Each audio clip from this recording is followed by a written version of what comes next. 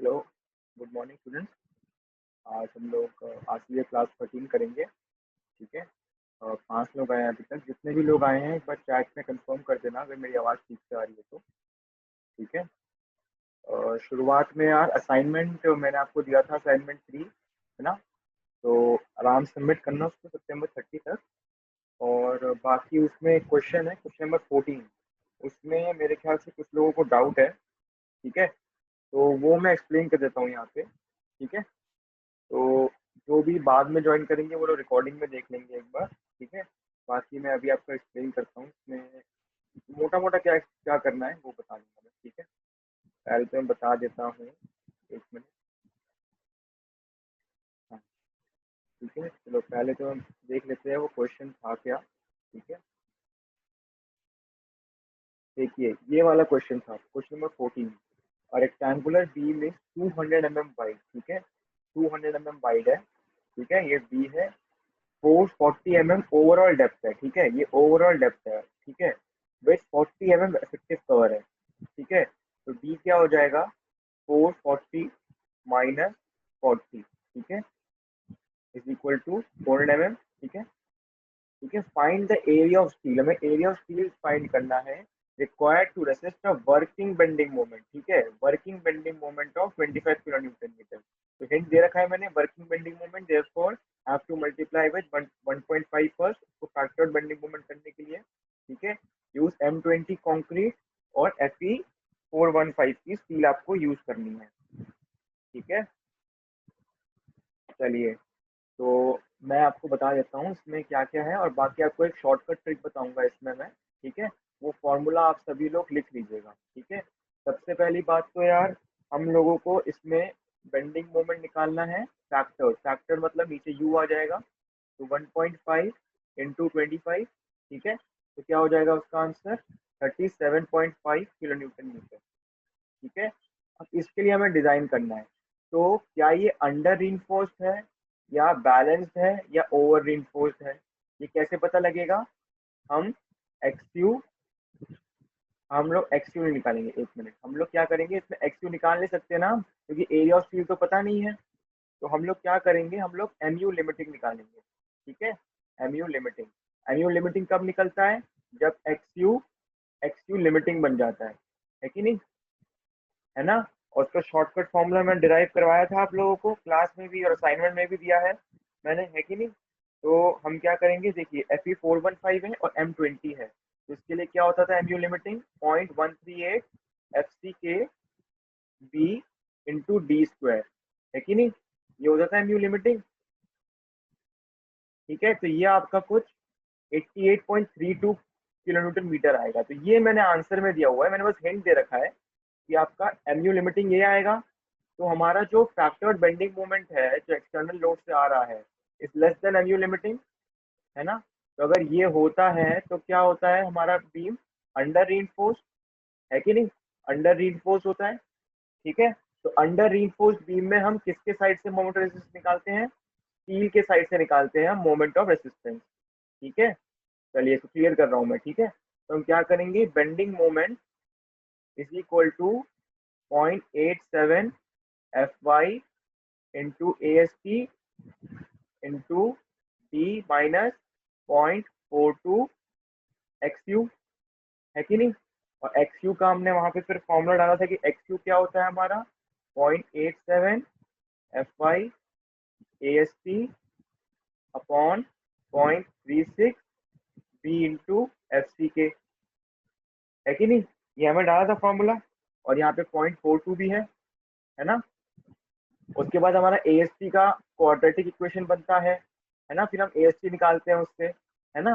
तो इसका एक शॉर्टकट फॉर्मूला भी है। ठीक है, एक शॉर्टकट फॉर्मूला भी है, बताता हूँ मैं। ठीक है, अब ये शॉर्टकट फॉर्मूला बहुत ध्यान से यूज करना है, ये सिर्फ और सिर्फ अंडर रिइंफोर्स्ड बीम के लिए है। ठीक है, only for under reinforced beam. ठीक है, ये शॉर्टकट ट्रिक जो है, ठीक है, इसमें आप डायरेक्टली निकाल सकते हो AST is equal to 0.5 FCK upon Fy। ठीक है, नोटेशन तो पता ही है आपको, 1 माइनस अंडर रूट में फिर से 1 माइनस फिर 4.6 इंटू बेंडिंग मोमेंट फैक्टर, ठीक है, फैक्टर ये क्या था, 37.5 था ना, ये 37.5 था, है ना, upon F C K into B into D square, effective depth चाहिए, ठीक है, इफेक्टिव डेप्थ, ठीक है, इंटू बी इंटू डी, ठीक है। जितने भी लोग क्लास में है प्लीज इस फॉर्मूले को नोट डाउन कीजिए, और जो बाद में आएंगे वो रिकॉर्डिंग से नोट डाउन कर लेंगे, ठीक है। Only only for under reinforced beam, ठीक है, only for under reinforced beam, ठीक है ना। ये बैलेंस के लिए भी नहीं होता, ठीक है, और ओवर रीइंफोर्स्ड के लिए भी नहीं होता, it's only for under reinforced beam, ठीक है, only for under reinforced beam, ठीक है। वैल्यू तो पता ही है सबको ना, ये फॉर्मूला पता है ना, ये अंडर रूट है, ये 1 माइनस, ठीक है, ठीक है। तो ये एक शॉर्ट ट्रिक मैंने बता दी आपको एरिया ऑफ स्टील निकालने के लिए, जब आपका अंडर रीइंफोर्स सेक्शन होता है, ठीक है, अंडर रीइंफोर्स सेक्शन, ठीक है। इसको आप लोग नोट डाउन कर लीजिए, ठीक है। चलिए, तो फिर जो नहीं कर पाए वो रिकॉर्डिंग से कर लीजिएगा, ठीक है। अगर कोई डाउट आता है, आपको लगता है कि नहीं ये फॉर्मूला नहीं काम करता है इसमें, तो आप इस वाले क्वेश्चन में करके देखना, दोनों ही तरीके से आपका जो एरिया ऑफ स्टील आएगा। हाँ यार, एग्जाम में देखो, एग्जाम में यूज कर सकते हैं कि नहीं तो मैं कंफर्म कर दूंगा एक बार मैम से पूछ के, ठीक है। वैसे ये फॉर्मूला तो वैलिड है, आप लोग कोई भी अगर अच्छी बुक से देखेंगे ना तो उसमें अंडर रीइंफोर्स्ड बीम में ये वाला फॉर्मूला यूज करते हैं काफी बुक्स में, ठीक है ना, ठीक है। इस तो इसलिए वैसे मैम वाला तरीका भी सही है, वो मैम वाला तरीका वो है, मतलब जो एग्जाम में आपका एप्लीकेबल होगा, एक्सेप्ट हो जाएगा, ठीक है। ये वाला फॉर्मूला मैं आपको शॉर्टकट के लिए बता रहा हूँ, चेक करने के लिए, कभी अगर चेक करना हो तो, बाकी मैम से पूछ के मैं कंफर्म कर दूंगा, ठीक है। तो आपको क्वेश्चन नंबर 14 है, वो आप लोग मैम के तरीके से निकालना ही, क्वाड्रेटिक इक्वेशन बनाकर इस तरीके से भी निकालना, और देखना दोनों से ही आंसर आपका 280 आएगा, ठीक है ना, दोनों से आपका आंसर 280 आएगा, मैं चेक कर चुका हूँ, ठीक है ना। चलिए, फिर मैं क्लियर कर रहा हूँ सब कुछ, ठीक है। तो जब पार्टिसिपेंट्स हो गए हैं तो मैं क्लास को स्टार्ट करता हूँ, ठीक है। चलिए, तो मैं जो हमारा लास्ट टॉपिक था ना लास्ट क्लास का, उसको पहले थोड़ा सा वो कर लेते हैं, रिवाइज कर लेते हैं, उसके बाद मैं अपना शुरू कर दूंगा, ठीक है। हमने shear strength of concrete beam पढ़ा था, क्या होता है वो, टाउ सी, है कि नहीं, और टाउ सी किस किस पे डिपेंड करता है, हमारा ग्रेड ऑफ कंक्रीट पे, ना, ग्रेड ऑफ कंक्रीट, और किस पे डिपेंड करता था, एरिया ऑफ टेंशन स्टील, ठीक है, टेंशन बहुत important, area of tension steel, ठीक है, टेंशन। तो सिंपली सपोर्टेड बीम में टेंशन कहाँ होती है, नीचे, तो टेंशन स्टील कहाँ पर देंगे, नीचे, ठीक है। तो सिंपली सपोर्टेड बीम में एरिया ऑफ स्टील जो न्यूट्रल एक्सिस के नीचे होता है, नीचे मतलब टेंशन एरिया में, उसको हम एरिया ऑफ स्टील का परसेंटेज, ठीक है, का परसेंटेज, ठीक है। ये कैसे निकाल सकते पता है, A S T upon B D into 100, सबको पता ही है, ठीक है ना। आपको क्वेश्चन में ए एस टी गिवन रहेगा, बी डी भी गिवन रहेगा, ठीक है, तो ये निकालना है, रेट ऑफ कॉन्क्रीट भी गिवन रहेगा, इन दोनों के कॉम्बिनेशन से जो आपका टाउ सी बनता है वो आपको टेबल से निकालना है, वो टेबल मैंने दिखाया था पिछले क्लास में, अभी दिखा देंगे, अभी हाँ भी दिखा देंगे रिवाइज करते समय, ठीक है। तो ग्रेड ऑफ कॉन्क्रीट और परसेंटेज ऑफ स्टील पे हमारा डिपेंड करता है टाउ सी, ठीक है। ये तो सबको समझ में आ गया, ठीक है। चलिए नेक्स्ट स्लाइड में चलते हैं रिवाइज करने के लिए।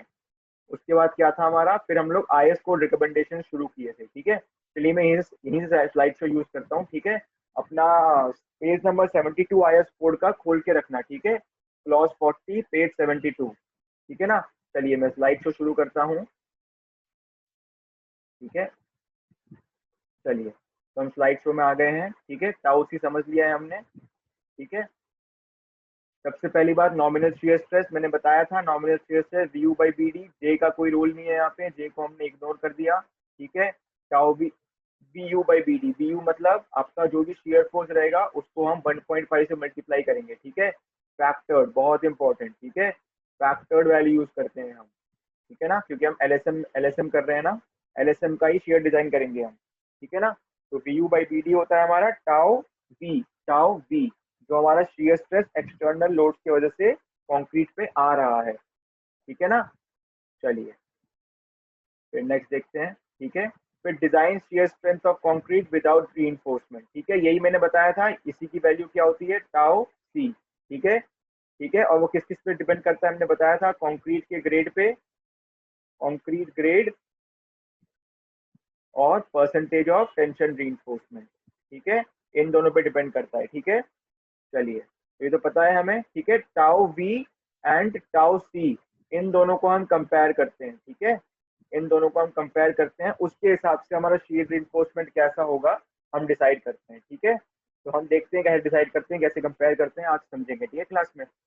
चलिए, टेबल 19 आईएस का 456, ठीक है, ये आप देख लेना। टेबल 19 आपका, एक सेकेंड देख लेते हैं कहाँ पर है टेबल 19। मेरे ख्याल से आपका यहाँ पर है टेबल 19, ये है आपका। ठीक है, अब देख पा रहे हैं ना टेबल 19। ठीक है, आप टेबल 19 पेज नंबर 73 पे है। ठीक है ना, इसमें देखिए ये S 100 into A S by B D, ये आपका परसेंटेज टेंशन रीइंफोर्समेंट है ना, और ये आपका कंक्रीट का ग्रेड है। ठीक है, तो इन दोनों के कॉम्बिनेशन की वजह से एक हमारे टाउ सी की वैल्यू मिलती है। ठीक है, ये जो वैल्यूज हैं ये सारे टाउ सी के वैल्यूज हैं। ठीक है, design shear strength of concrete, ठीक है, टाउ सी। ठीक है ना, चलिए क्लियर करता हूँ मैं, फिर से हम पावर पॉइंट पे आते हैं। ठीक है, यहाँ तक समझ लिया सब लोगों ने। चलिए नेक्स्ट स्लाइड में चलते हैं। ठीक है, चलिए, तो ये टेबल में दिखाई थी अभी अभी आपको। ठीक है, मैंने यहाँ पे जो भी मैंने आईएस कोड से लिया है, कोई भी टेबल्स है जो आईएस कोड में गिवन है, सब मैंने यहाँ पे लिखा हुआ है। ठीक है, क्लॉज 40 पेज 72 आईएस 456। ठीक है, आईएस 456 2000 ही यूज करना, ठीक है ना, उससे पुराना कोई मत यूज करना। ठीक है ना, चलिए, वैसे तो आपको पुराना मिलेगा भी नहीं। ठीक है, तो ये देखिए design shear strength of concrete, ठीक है, टाउ सी, कंक्रीट ग्रेड और परसेंटेज। यहाँ पर आप कंक्रीट ग्रेड है हॉरिजॉन्टल वाले रो में, और ये जो कॉलम है ये आपका percentage of tension reinforcement, longitudinal tension reinforcement. ठीक है, बहुत important.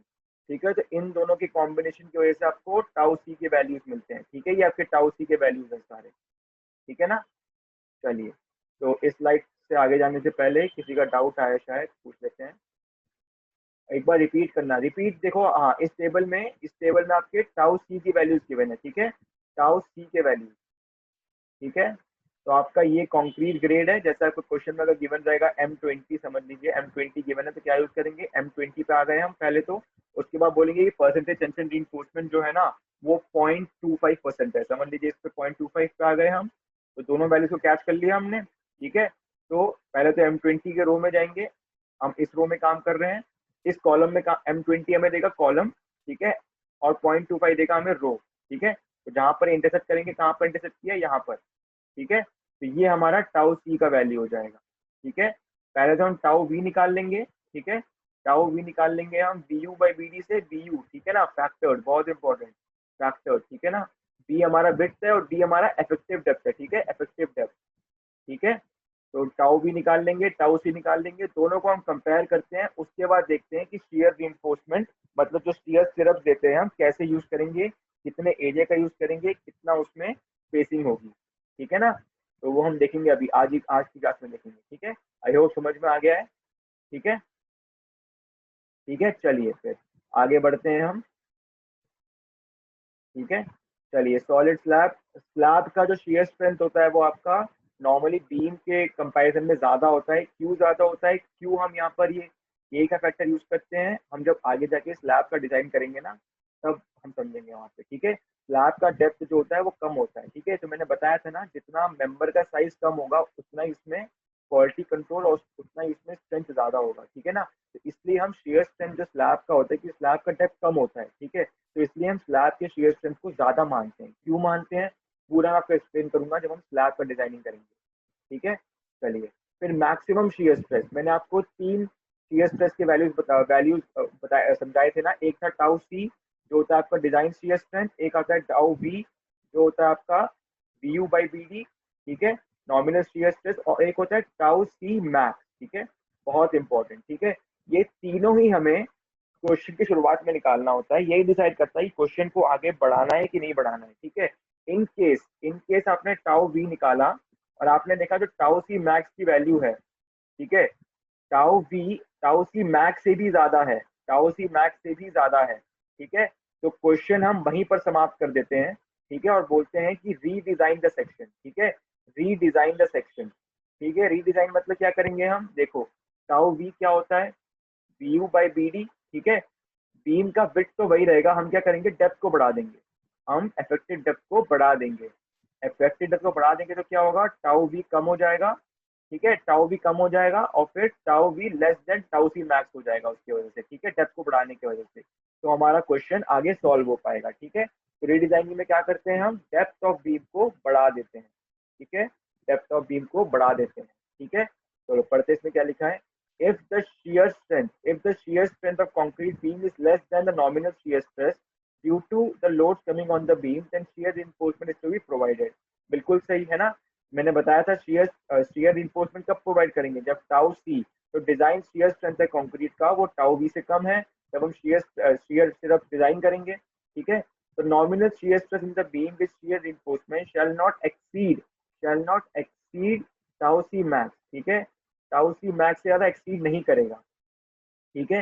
If nominal shear stress is greater than the maximum shear stress, ठीक है, अगर वो tau v greater than tau सी मैक्स है, then the section is to be redesign, ठीक है। रीडिजाइन मतलब डेप्थ को हम बढ़ा देंगे, ठीक है ना, ठीक है। चलिए तो हम आगे बढ़ते हैं, ठीक है। तो ये तो लास्ट क्लास तक का रिवीजन था, अब शुरू करते हैं, ठीक है। तो आपका टाउ सी मैक्स सिर्फ और सिर्फ ग्रेड ऑफ कंक्रीट पे यूज करता है, बहुत इंपॉर्टेंट। देखो जो डिजाइन शियर स्ट्रेंथ था वो ग्रेड ऑफ कंक्रीट पे भी डिपेंड कर रहा था और परसेंटेज ऑफ टेंशन रीइंफोर्समेंट में भी डिपेंड कर रहा था, ठीक है। पर टाउ सी मैक्स जो है, tau C max only depends only on grade of concrete, ठीक है, सिर्फ और सिर्फ ग्रेड ऑफ कंक्रीट पे ही डिपेंड करता है टाउ सी और टाउ सी मैक्स, ठीक है। बहुत इंपॉर्टेंट, ठीक है, ये बहुत इंपॉर्टेंट डिफरेंस है। आगे जाके आप एग्जाम देंगे तो उसमें बहुत बार आता है कि टाउ सी मैक्स किस पे डिपेंड करता है, टाउ सी किस पे डिपेंड करता है। तो tau C grade of concrete और परसेंटेज ऑफ टेंशन रीइंफोर्समेंट दोनों पे डिपेंड करता है, पर टाउ सी मैक्स जो है वो सिर्फ और सिर्फ ग्रेड ऑफ कंक्रीट पे डिपेंड करता है, ओनली ग्रेड ऑफ कंक्रीट पे डिपेंड करता है, ठीक है। चलिए तो आगे बढ़ते हैं, ठीक है। तो क्लास 13 शुरू करते हैं आज हम, ठीक है। अभी तक रिवीजन कर रहे थे हम लास्ट क्लास के लास्ट टॉपिक का, ठीक है। चलिए तो ये जो हम IS कोड रिकमेंडेशन कर रहे थे लास्ट क्लास में उसी को कंटिन्यू करेंगे आज, ठीक है। उसके बाद हम देखेंगे प्रोसीजर क्या है डिजाइनिंग का, ठीक है। पेज 72 क्लॉज 40 और पेज 48 ये दोनों बहुत इंपॉर्टेंट पेजेस है आपके शेयर डिजाइन के लिए, ठीक है। अच्छा, अच्छा, ऋतिक ने बहुत ही अच्छा डाउट पूछा है कि अगर बीम की डेप्थ यूनिफॉर्म नहीं हुई तो नॉमिनल शियर स्ट्रेस की वैल्यू कैसे हम डिजाइन करते हैं, ठीक है। देखिए इसमें आपका क्या होता है, इसमें आपका टाउ वी कुछ ये होता है, V U plus minus M U by D tan alpha upon B D, ऐसा कुछ फॉर्मूला होता है, मैं आपको एक्सप्लेन कर दूंगा बाद में, ठीक है। अभी मेरे को ये वाला फॉर्मूला याद नहीं है, ठीक है। बाकी फॉर्मूला तो आपका लगभग यही होता है कि वी यू प्लस माइनस जो आपका M U upon D into tan alpha, ठीक है, अपॉन बी डी, ऐसा ही कुछ फॉर्मूला होता है। आप एक बार चेक कर लीजिएगा, ठीक है, आप एक बार चेक कर लीजिएगा। जैसे आपका ये बीम है और ये ऐसे अगर डेप्थ वेरी कर रही है इसकी, तो ठीक है, अगर डेप्थ वेरी कर रही है तो जिस सेक्शन पे हमें चाहिए उस सेक्शन का डेप्थ ये होगा, ठीक है। और फिर हम टैन अल्फा हमारा ये वैल्यू होता है, ठीक है, ये जो डिग्री होती है इससे ये होता है हमारा टैन अल्फा, ठीक है, ठीक है। मैं आपको बता दूंगा ये नेक्स्ट क्लास में या फिर मैं इसको शेयर कर दूंगा ग्रुप पे, ठीक है। बाकी ये आपके एग्जाम के लिए इतना इंपॉर्टेंट नहीं है, एग्जाम में मोस्ट प्रोबेबली नहीं आएगा, अगर आ रहा होगा तो मैं आपको ये भी पढ़ा दूंगा, ठीक है। चलिए तो हम चलते हैं आगे, ठीक है। बाकी IS कोड में ही मिल जाएगा ये आपको, ठीक है, IS कोड में भी देख लेंगे एक बार कहाँ पर है, ठीक है, IS कोड का ही फॉर्मूला है ये, ठीक है ना। चलिए तो हम आगे बढ़ते हैं, ठीक है। इसको पढ़िए एक बार सब लोग, अभी इसको एक्सप्लेन करता हूँ, एक बार आप पढ़ के देखिए कि आपको समझ में आ रहा है कि नहीं, ठीक है। देखिए क्या लिखा है, मिनिमम शेयर रिइंफोर्समेंट, बहुत इंपॉर्टेंट। अगर देखिए मैंने क्या कहा था, टाउ वी निकालेंगे और टाउ सी निकालेंगे, ठीक है। अगर tau v is greater than tau c, ठीक है, तो जितना टाउ वी टाउ सी से बड़ा है उसके लिए हम क्या डिजाइन कर देंगे, शेयर रिइंफोर्समेंट, उसके लिए हम शेयर रिइंफोर्समेंट डिजाइन कर देंगे। बट अगर tau we less than tau c है, ठीक है, टाउ सी क्या था हमारा, design shear strength of concrete without shear reinforcement, without shear reinforcement, ठीक है, मतलब शियर रिइंफोर्समेंट के बिना इतना शियर स्ट्रेस तो कंक्रीट झेल लेगा, ठीक है। पर अगर इससे भी कम है हमारा नॉमिनल शियर स्ट्रेस, जो हमारा VU बाई BD है, अगर इससे भी कम है, ठीक है, तो हम क्या करेंगे, तब भी हम शियर रिइंफोर्समेंट देते हैं, बट कितना देते हैं, मिनिमम शियर रिइंफोर्समेंट, ठीक है, मिनिमम शियर रिइंफोर्समेंट, क्योंकि हमें डक्टिलिटी जो है कंक्रीट की, वो हमें कंक्रीट का जो बिहेवियर है वो अनसर्टेन है, ठीक है, हमें अच्छे से पता नहीं है कि कंक्रीट कैसे एग्जैक्टली बिहेव करता है, ठीक है, तो इसलिए हम तब भी मिनिमम शियर रिइंफोर्समेंट वो भी स्टिरअप के फॉर्म में ही देते हैं, in the form of stirrup provide करेंगे, ठीक है। तो ये मोटा मोटा एक्सप्लेन कर दिया, ठीक है। चलिए, minimum shear reinforcement has to be provided even when tau v is less than tau c, ठीक है, given in table F.1 as recommended by clause 40.3, ठीक है। एक बार आप पेज 72 में और पेज 48 दोनों में ये गिवन है, ठीक है। पेज 48 में आपका फॉर्मूला है इसका, ठीक है, पेज 48 में फॉर्मूला है आपका, मैं आपको एक मिनट दिखाता हूँ फॉर्मूला, आपके IS कोड सबके खुले हुए हैं ना, पेज 48 प्लीज खोलना एक बार, ठीक है। हाँ, ठीक है, सबको दिख रहा है ना ये IS कोड, ठीक है, मैं वहाँ पहुँच रहा हूँ, ठीक है। तो ये देखिए मिनिमम शियर रिइंफोर्समेंट, ठीक है, मिनिमम शियर रिइंफोर्समेंट का ये फॉर्मूला है, ठीक है। इसको आप मार्क कर लीजिएगा पेंसिल से, ताकि आप अपने एग्जाम में ढूंढ पाए इसको, ठीक है। पेज 48 एंड पेज 72 सबसे ज्यादा इंपॉर्टेंट है, ये पेज 48 में है, ठीक है। पेज 48 में आपका मिनिमम शियर रिइंफोर्समेंट का फॉर्मूला है, ठीक है। इससे जो आपका एरिया ऑफ सिरप आता है, ये आपका मिनिमम एरिया ऑफ स्टील आता है, ठीक है, minimum area of shear reinforcement, ठीक है, ठीक है। अगर आपको अच्छे से नहीं दिख रहा है, अभी PPT में और बड़ा दिखेगा ये, ठीक है ना, PPT में और बड़ा दिखेगा ये, ठीक है। अभी फॉर्म अभी आएगा PPT में फॉर्मूला ये, ठीक है। चलिए देखिए, ASB upon BSB greater than और equal to ASV upon BSV is greater than और इक्वल टू 0.4 अपॉन 0.87 FY, ठीक है। मैं आपको नोटेशन यहाँ पे गिवन ही है, ये विड्थ है आपकी, ठीक है, जो क्वेश्चन में गिवन रहेगी, ठीक है। ये हमें फाइंड आउट करना पड़ेगा, ठीक है, फाइंड आउट करना पड़ेगा, या तो फाइंड आउट करना पड़ेगा, या तो हम क्या करेंगे, ये कैसे, इसको दो चीजों के लिए यूज करते हैं, एक तो मिनिमम शियर रिइंफोर्समेंट निकालने के लिए और एक हमें स्पेसिंग निकालने के लिए, ठीक है। तो कब हम इसको मिनिमम शियर रिइंफोर्समेंट निकालने के लिए करते हैं और कब हम इसको स्पेसिंग निकालने के लिए करते हैं, वो दोनों को हम समझेंगे, ठीक है ना। तो ये आपका फॉर्मूला है, अभी बस इसको फॉर्मूले को ध्यान रखिए, क्वेश्चन में यूज करेंगे वो समझ में आएगा क्वेश्चन फॉर्मूले को कैसे यूज करना है, ठीक है ना। और ये बहुत इंपॉर्टेंट है, जो भी आपके शियर रिइंफोर्समेंट के जो भी फॉर्मूले हैं, ठीक है ना, उसमें जो FY की वैल्यू है ना, वो कभी भी ग्रेटर देन 415 न्यूटन पर mm स्क्वायर नहीं हो सकती, ठीक है ना। वैसे तो जो शियर स्टिरअप यूज करते हैं हमेशा Fe415 या उससे कम का यूज करते हैं, बट इन केस क्वेश्चन आपको क्वेश्चन में ट्रिक हो कि वो बोले कि नहीं हम तो Fe500 स्टील यूज कर रहे हैं स्टिरअप के लिए, तो तब भी FY है, जितने भी आपके शियर रिइंफोर्समेंट, सिर्फ और सिर्फ शियर रिइंफोर्समेंट के फॉर्मूले के लिए एप्लीकेबल है, ठीक है ना, और कहीं मत अप्लाई कर देना इसको। जितने भी शियर रिइंफोर्समेंट के फॉर्मूले हैं उसमें जो FY की वैल्यू है वो कभी भी 415 न्यूटन पर mm स्क्वायर से ज्यादा नहीं डालेंगे आप, ठीक है। अगर Fe250 है 250 डालिए, ठीक है, Fe415 है 415 डालिए, बट अगर Fe415 से ज्यादा है तो FY की वैल्यू फिर भी आप 415 ही डालेंगे, ठीक है। शियर रिइंफोर्समेंट के फॉर्मूले में FY की value is never taken to be greater than 415, ठीक है, यहाँ पे लिखा हुआ है characteristic strength of this stirrup reinforcement in newton पर mm square which shall not be greater than 415 newton पर mm स्क्वायर, ठीक है, बहुत इंपॉर्टेंट है, ठीक है, ध्यान रखना, ये भी क्वेश्चंस में आता है, ठीक है। चलिए ये स्लाइड खत्म होती है, इस स्लाइड को देखिए, बाद में डाउट देखता हूँ किसी को कुछ आया है कि नहीं। तो जो आपने MCQ भेजे थे उसमें कुछ क्वेश्चन पूछने थे, वो आपको क्लासरूम पर ही लिख दीजिए। सर आपकी आवाज़ का आज तो ध्यान ही बोल रही है, मेरी आवाज़ कम आ रही है, जरा प्लीज ये बोलना कि मेरी आवाज़ कम आ रही है क्या। हाँ, देखिए LSM और WSM में जो शेयर डिजाइन है वो ऑलमोस्ट आपका VU बाई BD जो है इसी पे डिपेंड करता है, ठीक है। बाकी आप WSM की चिंता मत कीजिए, WSM आपके पेपर में भी ज़्यादा नहीं आएगा WSM, ठीक है, थोड़ा कम आ रहा है। अच्छा एक मिनट, हाँ एक काम करता हूँ मैं, एक काम सेलेक्ट स्पीकर। हाँ अब बताओ, अब आवाज अब कैसे आ रही है? आवाज और कम हो गई है कि अब थोड़ी बड़ी है आवाज? चैट पे बता दो। थोड़ा और लाउड बोलूं है? अच्छा, एक मिनट। हाँ, अब सही है सर, काफी लाउड है। अच्छा अभी अब सही आ रही है ना?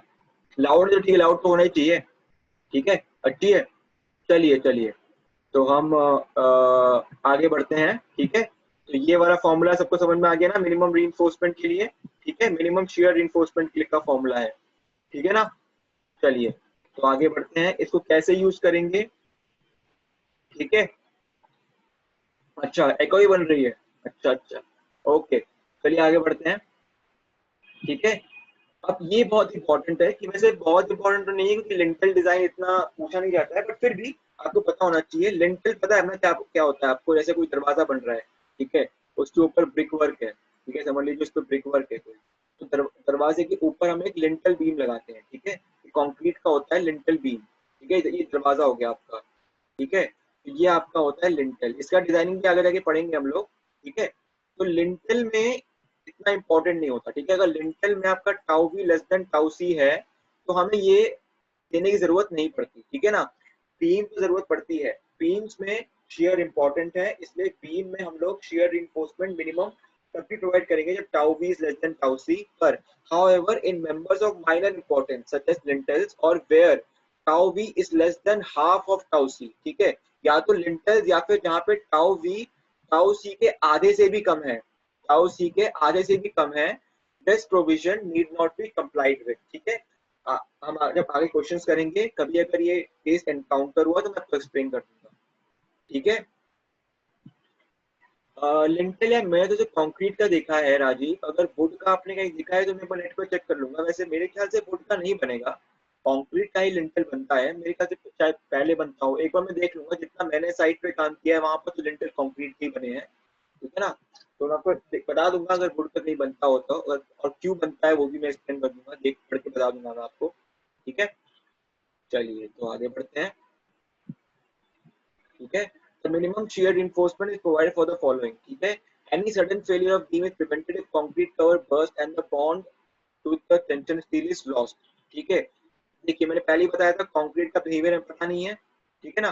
कंक्रीट का बिहेवियर तो हमें पता नहीं है, तो जैसे अगर ये स्टील है, ऊपर स्टील है और ये नीचे स्टील है, ठीक है ना, और ये आपका जो स्टीयर स्टिरअप होता है वो ऐसा होता है, मैंने बताया था आपको ऐसे लगता है। ठीक है ना? ऐसे लगता है आपका स्टीयर स्टिरअप। ठीक है, जैसे अगर कवर उड़ गया आपका, ये कवर है आपका, ठीक है, समझ लीजिए आपका कवर लॉस्ट हो गया, कवर लॉस्ट हो गया, तो क्या कंक्रीट करोड़ हो जाएगा ना? कंक्रीट करोड़ हो जाएगा, कंक्रीट करोड़, कंक्रीट करोड़ नहीं, सॉरी सॉरी सॉरी सॉरी, मैंने गलत बोल दिया।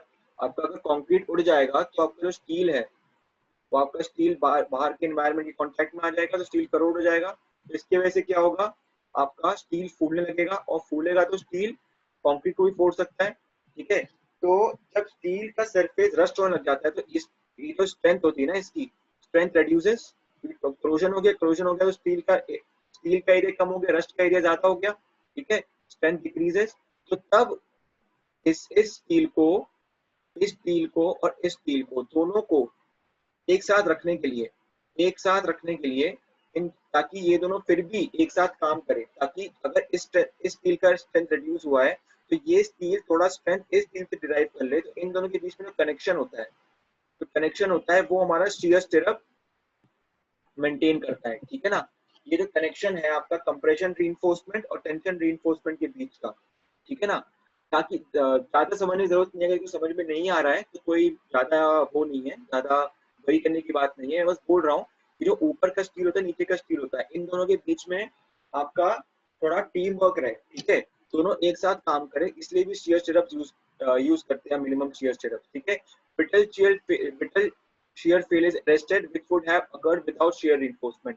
ठीक है, वो तो मैंने बताया था आपको, ये आपकी बीम होती है। ठीक है, बीम में भले ही shear ना हो, बेंडिंग तो होगी ना, बेंडिंग तो होगी, तो बेंडिंग की वजह से यहाँ पर ऐसे क्रैक आता है, यहाँ पर थोड़ा इंक्लाइंड आता है, यहाँ पर और ज्यादा इंक्लाइंड आता है कि नहीं? तो ये वाले, इन वाले क्रैक्स को अरेस्ट करने के लिए shear reinforcement चाहिए। मैं इंक्लाइंड बना के दिखा रहा हूँ यहाँ पे आपको।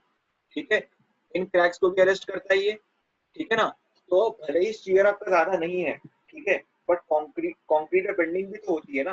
तो अगर इन केस अगर आगे जाके बेंडिंग के वजह से कभी क्रैक्स आने लग जाए, ठीक है, मैंने बताया था बेंडिंग के वजह से भी क्रैक्स आते हैं, शियर क्रैक्स जो हॉरिजॉन्टल वाले होते हैं, हॉरिजॉन्टल वाले शियर क्रैक्स जो होते हैं बेंडिंग की वजह से आते हैं, ठीक है ना।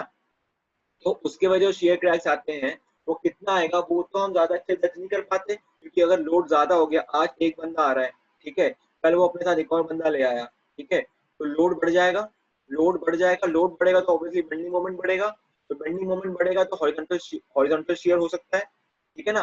तो इन वाले शेयर क्रैक का हमें पता नहीं है, तो इसको भी अरेस्ट करने के लिए हमें मिनिमम शेयर रिइंफोर्समेंट चाहिए होता है, ठीक है। अगर समझ में नहीं आया तो कोई ज्यादा प्रॉब्लम नहीं है, ठीक है, आपको ये दोनों बातें ध्यान रखनी है, ठीक है। Any sudden failure of beam is prevented if concrete cover bursts and the bond to tension is lost. ठीक है, brittle shear failure is arrested which would have occurred without shear reinforcement. ठीक है, चलिए किसी को क्रैक में भी horizontal crack कैसे आएंगे आपके, हॉरिजॉन्टल क्रैक आपके कैसे आएंगे बताओ। हॉरिजॉन्टल क्रैक तो मेरे ध्यान में तो नहीं है, हॉरिजॉन्टल क्रैक कैसे आएंगे कंक्रीट में। कंक्रीट में देखो बेंडिंग की वजह से वर्टिकल क्रैक आता है और शियर की वजह से डायगोनल क्रैक आता है। आपका हॉरिजॉन्टल क्रैक कब आएगा, हॉरिजॉन्टल क्रैक तब होगा जब वो वर्टिकली टेंशन में हो। तो हॉरिजॉन्टल क्रैक भी जो देख लूंगा अगर हॉरिजॉन्टल क्रैक हो सकता है कि नहीं, बाकी तो देखिए मैंने जितना आरसीसी पढ़ा है उसमें तो कभी मैंने हॉरिजॉन्टल क्रैक नहीं देखा है, ठीक है। हॉरिजॉन्टल शियर होता है और वर्टिकल शियर होता है, ठीक है, उससे कंफ्यूज मत होइएगा, ठीक है। हॉरिजॉन्टल शियर और वर्टिकल शियर होता है, दो चीजें होती है, ठीक है। चलिए, tension failure is prevented which would have occurred due to shrinkage, thermal stress, internal cracking, ठीक है, ये बहुत इंपॉर्टेंट है, ठीक है। आपको कंक्रीट में श्रिंकेज भी होता है, श्रिंकेज मतलब देखिए कंक्रीट में पानी होता है, ठीक है, जब कंक्रीट बन जाता है तो पानी आपका हीट की वजह से इवेपोरेट होता है। अगर पानी इवेपोरेट हो रहा है तो ऑब्वियसली बात है कभी भी कोई कपड़ा देखेंगे, अगर जब कपड़ा आप धो देंगे और धूप में सुखाएंगे उसको, देखेंगे कि उसमें हल्के हल्के रिंकल्स आ जाते हैं, ठीक है नहीं, हल्के हल्के रिंकल्स आ जाते हैं तो हम प्रेस करते हैं तो उसको हटा देते हैं, फिर हम शर्ट पहनते हैं कुछ भी पहनते हैं, है ना। तो वैसा ही आपके रिंकल्स के कंपैरिजन में देखिए क्रैक्स आ जाते हैं कंक्रीट में, ठीक है। कंक्रीट में जब पानी आपका सूख जाता है तो कंक्रीट में क्रैक दरारें देके चला जाता है वो, ठीक है। तो ये वैसे सरफेस क्रैक ही होते हैं, ये आपका कंक्रीट के डिजाइनिंग की वजह से नहीं होता, सिर्फ इसलिए होता है क्योंकि पानी सूख रहा है तो अंदर से पानी बाहर निकलेगा, तो कैसे निकलेगा, वो कंक्रीट के पोर से निकलेगा, है ना। तो वो जब कंटिन्यूअसली सेम पोर्ट से पानी निकले जा रहा है तो वो एक तरीके का क्रैक, एक दरार बना देता है उसमें, ठीक है ना। तो ये दरार आपका श्रिंकेज की वजह से होता है, ठीक है। श्रिंकेज क्यों, जब वाटर इवेपोरेट होता है, ठीक है। थर्मल स्ट्रेसेस मैंने बताया था आपका टेम्परेचर की वजह से होता है, ठीक है, टेम्परेचर की वजह से, ठीक है। और ये मैंने बताया था टू होल्ड द रीइंफोर्समेंट, बहुत इंपॉर्टेंट, ठीक है। ऐसे आपका बीम है तो आप पहले रीइंफोर्समेंट लगाते हैं, उसके बाद आप बीम का कंक्रीट पोर करते हैं, ठीक है। तो रीइंफोर्समेंट के बीच में एक यूनिफाइड बिहेवियर रहे, ये स्टील इस स्टील से जुड़ा रहे और ये हटे ना अपने अपने जगह से, ठीक है। तो उसके लिए हम लोग स्टिरअप्स यूज करते हैं ताकि ये दोनों यूनिफाइड बिहेवियर में एक साथ रहे, और जब कंक्रीट पोर किया जाए तो वो स्टील अपने जगह से हट ना जाए, ठीक है ना। चलिए ये स्लाइड खत्म होता है। Max spacing and vertical and incline stirrup की कितनी होती है, देखिए यार मैक्सिमम वर्टिकल में आपका 0.75 डी होता है और इंक्लाइन में आपका डी होता है, ठीक है। बाकी मैं आपको बता दूंगा कि कितना होता है, और हम क्या उसको, और 300 mm उसका आपका मैक्सिमम होता है, ठीक है, उससे ज्यादा कभी नहीं होना चाहिए। तो भी हम आप ये आगे जाके डिजाइनिंग पढ़ेंगे ना तो उसमें बता दूंगा आपको, ठीक है ना। मैं उसमें फॉर्मूला ही बताऊंगा स्टिरअप के लिए, इंक्लाइन वर्टिकल सबके लिए, और स्पेसिंग बता दूंगा, ठीक है। बस नेक्स्ट टू नेक्स्ट स्लाइड ही है वो, ठीक है। चलिए मैक्सिमम स्पेसिंग, ठीक है, ये आपको अभी अभी इसने पूछी थी, ऋतिक ने पूछी थी, तो वही हम एक्सप्लेन करेंगे अभी, ठीक है। आपका देखिए जो भी मैं बताता हूँ इन सब में आप प्लीज ये भी दीजिए कि कौन से पेज नंबर पे है, ठीक है ना। ये सब आप क्लॉज अपने पेन से नहीं, पेंसिल से मार्क कर देना, ठीक है। हाँ बिल्कुल है, बेंटअप बार में एंगल 45 टू 90 वेरी करता है, ठीक है। वैसे तो हम थ्रू आउट बीम में 45 दे देते हैं, बट वैसे थ्योरेटिकली डिजाइन के अकॉर्डिंग हमें उसका जो इंक्लिनेशन है वो वेरी करना चाहिए, ठीक है, क्योंकि हमने देखा ही था जो क्रैक होता है वो सपोर्ट पे 45 होता है, मिडिल में आपका 90 पे होता है, और मिडिल से लेके सपोर्ट के बीच में 90 और 45 के बीच में वेरी करता है, ठीक है।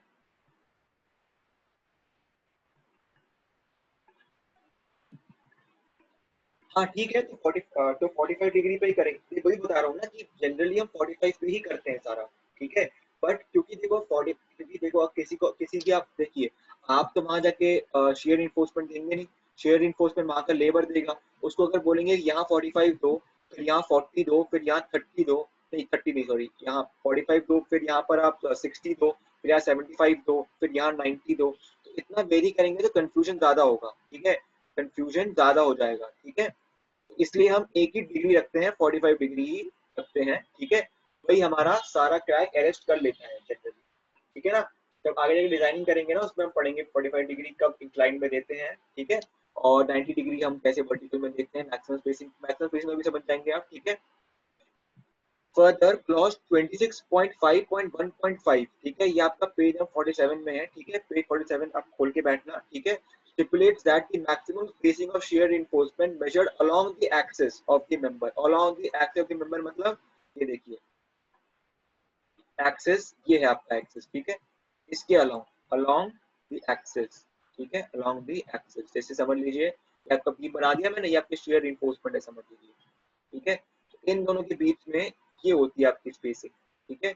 और ये स्पेसिंग, ये आपका वर्टिकल स्टिरअप है, ये आपका वर्टिकल स्टिरअप है, तो ये जो स्पेसिंग है should not be greater then 0.75 D, ठीक है। डी क्या होता है, डी पता ही आपका इफेक्टिव डेप्थ होता है, ठीक है, इफेक्टिव डेप्थ का 0.75 टाइम्स, ठीक है, इससे ज्यादा स्पेसिंग नहीं होनी चाहिए, ठीक है ना, ठीक है। 0.75 d for vertical stirrups and d for incline stirrups, ठीक है।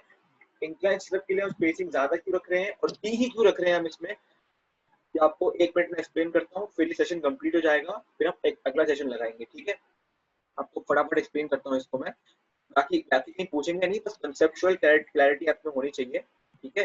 जैसे ये आपकी बीम है, ठीक है, आपका सपोर्ट है, ठीक है, ये आपका सपोर्ट है, ये आपका सपोर्ट है, ठीक है। मैंने क्या बताया था, सपोर्ट में क्रैक कैसा होता है 45 डिग्री पे, मान लीजिए आपका क्रैक है, ठीक है, यहाँ पे क्रैक बन रहे हैं, कितने डिग्री बन रहे हैं 45 डिग्री पे, ठीक है। और ये आपका डेप्थ क्या है, ये डेप्थ क्या है बताओ, ये डी है ना, ये डी है, ठीक है। अब बताइए tan 45 की वैल्यू कितनी होती है, tan 45 की वैल्यू डी होती है ना, सॉरी डी नहीं होती, क्या कर रहा हूँ मैं, 1 होती है ना, 1 होती है ना, ठीक है। और tan 45 क्या होता है, परपेंडिकुलर बाय बेस, ठीक है।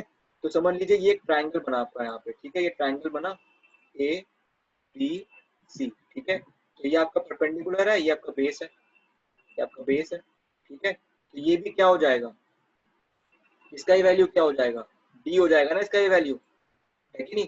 तो हम इस यहाँ से ये समझ रहे हैं कि जो आपका सपोर्ट पे जो शेयर क्रैक होता है ना 45 डिग्री पे होता है, और कहाँ तक होता है वो डी डिस्टेंस तक, डी क्या है हमारा इफेक्टिव डेप्थ डिस्टेंस तक होता है, ठीक है, डी डिस्टेंस तक। तो हम लोग इसको अरेस्ट करने के लिए, इसको रोकने के लिए क्या करते हैं, स्टिरअप्स देते हैं, शेयर स्टिरअप्स, ठीक है, ऐसे शेयर स्टिरअप्स देते हैं, ठीक है। तो हम क्या मेक श्योर करते हैं कि अपना एक अपना हर एक क्रैक जो है ना वो एटलीस्ट तो ये जो अपने शेयर रिइंफोर्स स्टिरअप्स दिए हैं हमने, तो हर एक क्रैक को एटलीस्ट 2 स्टिरअप तो झेल ले, ठीक है। तो हर एक क्रैक के अगेंस्ट कम से कम 2 स्टिरअप तो हम दे देते हैं, है ना। तो इसलिए इनके बीच का डिस्टेंस कितना है, अगर इनके बीच का डिस्टेंस हमारा 0.75 डी से ज्यादा नहीं हो सकता, तो ऑब्वियसली जो हमारा शेयर क्रैक का डिस्टेंस है डी, उसमें 2 शेयर रिइंफोर्समेंट आ गए कि नहीं आ गए, आ गए कि नहीं आ गए, आ गए ना। तो इसलिए हम इंश्योर करते हैं कि कम से कम हर एक क्रैक को 2 शेयर रिइंफोर्समेंट तो झेल ले, ठीक है ना। ये हमारा क्रैक है, ठीक है, ये क्रैक है हमारा, ठीक है, और ये हमारे शेयर रिइंफोर्समेंट है, ठीक है, समझ गए ना कॉन्सेप्ट को, ठीक है, ठीक है। तो बता दिया ना मैंने आपको ये इस डायग्राम। चलिए तो फिर सेशन 2 में स्टार्ट कर देता हूँ, ठीक है, बंदे आते रहेंगे, मैं आपको बस लास्ट वाला टॉपिक था, ये अपना बीम था, ठीक है ना। और जो हमारे क्रैक्स थे ऐसे बन रहे थे यहाँ पे, है कि नहीं, ऐसे 45 डिग्री पे क्रैक्स बन रहे थे हमारे, ठीक है ना, 45 डिग्री पे, और ये हमारा इफेक्टिव डेप्थ था डी, है ना। तो फिर हमने क्या किया था, हम क्या देते हैं इसको झेलने के लिए, हम इस क्रैक्स को डील करने के लिए क्या देते हैं, शेयर रिइंफोर्समेंट देते हैं, ठीक है, ठीक है, शेयर रिइंफोर्समेंट देते हैं। तो ये हमारा शेयर रिइंफोर्समेंट है, शियर रिइंफोर्समेंट, ठीक है। और ये जो है हमारे क्रैक्स हैं, ठीक है। 45 डिग्री पे होता है, tan 45 की वैल्यू 1 होती है ना। तो जो परपेंडिकुलर की वैल्यू है वही बेस की वैल्यू होगी, ठीक है। तो ये हमारा एक शियर क्रैक का डिस्टेंस हो गया जहाँ तक वो प्रोपगेट करता है, कहाँ तक करता है, डी डिस्टेंस तक, ठीक है। तो हमारे वर्टिकल शियर रिइंफोर्समेंट है, इसमें हमारा वर्टिकल शियर रिइंफोर्समेंट का जो मैक्सिमम डिस्टेंस है हम क्या रखते हैं, जो मैक्सिमम डिस्टेंस हमारा शियर रिइंफोर्समेंट के बीच में वो क्या रखते हैं हम, 0.75 डी, ठीक है ना। ताकि हमारे जो क्रैक है, हर एक क्रैक को डील करने के लिए कम से कम 2 शियर रिइंफोर्समेंट तो होने चाहिए, ठीक है ना। समझ गए ना, समझ गए ना। इसलिए हमारा जो मैक्सिमम स्पेसिंग है वो हमेशा हमारा डी के ऊपर डिपेंड करता है, ठीक है। 0.75 डी किसके लिए होता है, वर्टिकल सिरप के लिए, और इंक्लाइन सिरप के लिए डी होता है, ठीक है। अब आप बोलेंगे यार ये इंक्लाइन सिरप के लिए आपने कम क्यों यूज किया, ठीक है, उसके लिए भी 0.75 डी होना चाहिए था। तो आपको थोड़ा सा बता देता हूँ मैं, ठीक है। 45 डी यहाँ भी सपोर्ट है हमारा, यहाँ भी हमारा सपोर्ट है, यहाँ भी हमारा सपोर्ट है, ठीक है ना, यहाँ भी हमारा सपोर्ट है, ठीक है। तो यहाँ पर हम समझ लीजिए कि इसको इसको डील करने के लिए कैसे देंगे हम, इसको मैं अलग रंग से बनाता हूँ, ऐसे देंगे, ठीक नहीं, ये देंगे हम इंक्लाइन सिरप। इंक्लाइन सिरप आप देखेंगे, इंक्लाइन सिरप आपका ज्यादा एरिया देख लेता है, ठीक है। जैसे जैसे ये इंक्लाइन सिरप है तो इसने इतने एरिया के जितने भी क्रैक है उसको डील कर लिया उसके साथ, है ना। बट शियर सिरप तो बस जैसे आप देख लीजिए तो आपके ऐसे हैं, ठीक है। ये आपके दोस्त इंक्लाइन सिरप है तो कितना एरिया का क्रैक देख लिया आपने, इतने एरिया का क्रैक देख लिया, ठीक है ना। और आपके वर्टिकल सिरप होते हैं, समझ लें अगर ऐसे हैं तो जितना एरिया वर्टिकल सिरप देख पाते हैं क्रैक्स का वो कम होता है as compare to incline stirrup, ठीक है। इंक्लाइन सिरप आपके ज्यादा एरिया ज्यादा लेंथ का क्रैक का डील करता है, ठीक है। इसलिए इसकी मैक्सिमम स्पेसिंग जो होती है, ठीक है, इसकी मैक्सिमम स्पेसिंग डी तक होती है, ठीक है ना, डी डिस्टेंस पर, ठीक है। डी पे क्यों डिपेंड करता है सब कुछ वो तो समझ लिया हम लोगों ने, ठीक है ना, क्योंकि 45 डिग्री पे शेयर क्रैक होता है, ठीक है, और tan 45 इज 1, ठीक है। चलिए आगे बढ़ते हैं। Design of shear reinforcement when tau B exceeds बहुत इंपॉर्टेंट, ठीक है। Exceeds tau C shear reinforcement is to be design and can be provided in the following form, ठीक है। कौन से फॉर्म में बताया था मैंने आपको, एक वर्टिकल सिरप होता है ना, एक वर्टिकल सिरप होता है और एक bent up bar along with syrup, ठीक है, बहुत इंपॉर्टेंट। बेंट अप बार क्या होता है मैंने बताया था आपको, टेंशन स्टील को हम बेंट अप करते हैं 45 डिग्री पे, ताकि, और कहाँ पर करते हैं, सपोर्ट्स में, क्योंकि सपोर्ट्स में शियर ज्यादा होता है, बेंडिंग मोमेंट कम होती है, ठीक है। तो शियर क्रैक को डील करने के लिए हम not more than 50% of tension steel को बेंट अप करते हैं, ठीक है। क्या करते हैं, बेंट अप, ठीक है, बेंट अप करते हैं 45 डिग्री पे ताकि वो शियर रिइंफोर्समेंट का भी काम कर जाए, ठीक है। 0.75 डी आपका मैक्सिमम स्पेसिंग है जो स्टिरअप्स के बीच में हो सकती है, ठीक है। आगे जाके हम क्वेश्चन करेंगे राजीव ना, समझ जाओगे आप, ठीक है। अभी अगर समझ में नहीं आ रहा कोई दिक्कत नहीं है, हम एक क्वेश्चन भी करेंगे आज तो आप समझ जाएंगे कि 0.75 डी यहाँ पे कैसे यूज किया, ठीक है, ठीक है। तो बेंटअप बार कभी भी अकेले यूज नहीं करते, बेंटअप बार हमेशा, अगर बेंटअप बार यूज कर रहे हैं तो वर्टिकल सिरप भी आपको यूज करना पड़ेगा उसके साथ, ठीक है ना, क्योंकि बेंटअप बार आपका जितना आपका शियर स्ट्रेस आ रहा है एक्सटर्नल से उसके हाफ से ज्यादा वो रेसिस्ट नहीं कर सकता बेंटअप बार, ठीक है। समझ में नहीं आई ये चीज तो मैं अगले स्लाइड में समझेंगे आप, ठीक है। जब डिजाइनिंग समझेंगे ना तो आप समझ जाएंगे कि मैं क्या बोल रहा हूँ, क्यों बेंटअप बार के साथ हमें वर्टिकल सिरप यूज करना पड़ता है, ठीक है। चलिए तो ये समझ गए आप, ठीक है। ये बहुत इंपॉर्टेंट फॉर्मूला है, ठीक है ना, बहुत इंपॉर्टेंट फॉर्मूला है, ठीक है। Page number 72 clause concrete please खोल के बैठिएगा, ये वाला फॉर्मूला प्लीज आप हाईलाइट कीजिएगा पेंसिल से, ठीक है, प्लीज हाईलाइट कीजिएगा क्योंकि बहुत इंपॉर्टेंट है शेयर डिजाइनिंग में, ठीक है ना, ठीक है। टाउ सी मैंने बताया था आपको, design shear strength of concrete without shear reinforcement, ठीक है। Grade of concrete and percentage of tensile reinforcement सब निकाल लेंगे, ठीक है। टाउ भी कैसे निकालेंगे आप, बी बाई बी डी, है ना। तो अगर आप बी डी को ऊपर ले गए और इससे मल्टीप्लाई करिए क्या आ जाएगा, बी आ जाएगा, है कि नहीं। तो वैसे ही आप अगर टाउ सी को इंटू बी और डी कर दोगे, ठीक है, ये क्या होता है, ये स्ट्रेस होता है ना, ये तो स्ट्रेस होता है, और ये क्या है, ये एरिया ऑफ कंक्रीट है,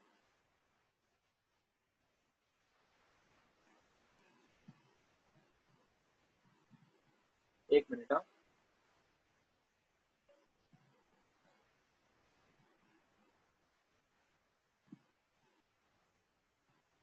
हाँ।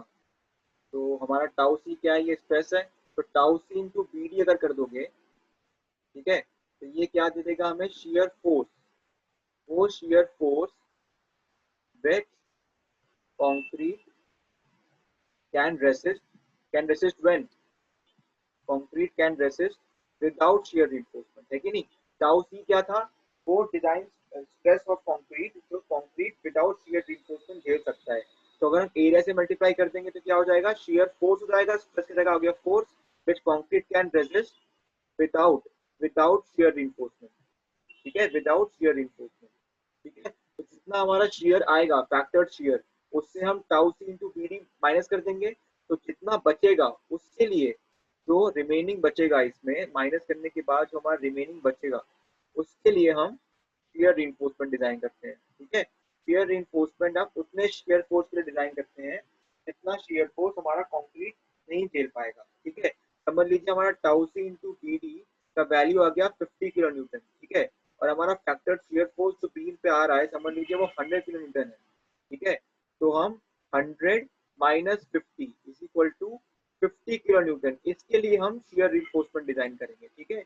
इसके लिए हम शियर रिइंफोर्समेंट डिजाइन करेंगे, ठीक है।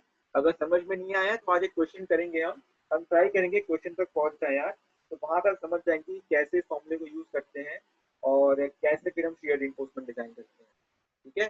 चलिए, ठीक है, पेज 73 IS 456, यहाँ पे आपका ये फॉर्मूला गिवन है, ठीक है। इस फॉर्मूले को आप पेंसिल से हाईलाइट कर लीजिएगा, ठीक है। सिर्फ पेंसिल ही यूज करना है प्लीज, ठीक है, पेन मत यूज करना, ठीक है। where Bu is the shear force to design load. Design load means given load has to be factored if they are working load, है ना। डिजाइन लोड LSM में कभी भी अगर गिवन है डिजाइन बेंडिंग मोमेंट या डिजाइन लोड, तो हमेशा इसका मतलब है कि वो फैक्टर्ड लोड है या फिर फैक्टर्ड बेंडिंग मोमेंट है, मतलब 1.5 से मल्टीप्लाई करने के बाद, ठीक है। टाउ सी बी डी क्या है, मैंने बताया था आपको, shear resistance of the concrete section या फिर shear force which the concrete section can resist without the use of shear reinforcement, ठीक है, ठीक है। चलिए, तो ये पता लग गया, ठीक है। वर्टिकल स्टिरअप देखिए, ये बहुत इंपॉर्टेंट है, ठीक है। स्पेसिंग हम कैसे डिसाइड करते हैं वर्टिकल स्टिरअप का, ठीक है।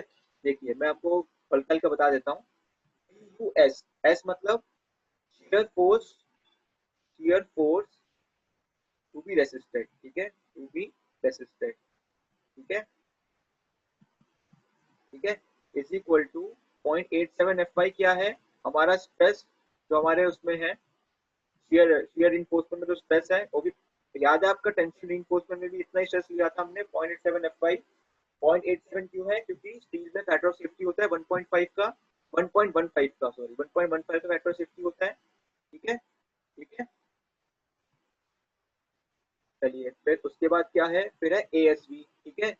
ASV क्या है, एरिया ऑफ शियर रिइंफोर्समेंट, ठीक है, area of shear reinforcement, area of shear reinforcement, ठीक है। और 0.87 FI क्या है, stress in the stress stress in shear reinforcement, stress in shear reinforcement, ठीक है।